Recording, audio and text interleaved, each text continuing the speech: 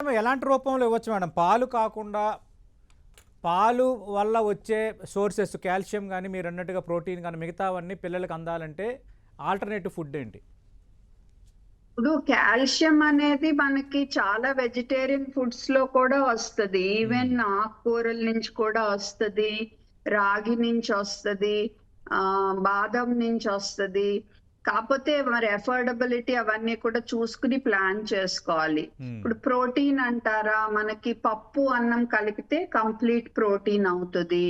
అలాగే మనకి రాజ్మా, చోలే ఇలాంటివన్నీ ఉంటాయి. కాపోతే కొంచెం బెటర్ ప్లానింగ్ అవసరం పడుతది. సోయా కూడా. హ్మ్. కాపోతే సోయాతో సమస్య ఏంటంటే అది ఫైటో ఈస్ట్రోజన్. అంటే అది కూడా కొంత ఈస్ట్రోజన్ లాగా బిహేవ్ చేసి ఆడపిల్లల్లో హ్మ్. తొందరగా పెద్ద మనిషి అయ్యే తత్వాన్ని పెంచొచ్చు అనేది కొంతమంది అంటున్నారు. ఇంకా ఓకే.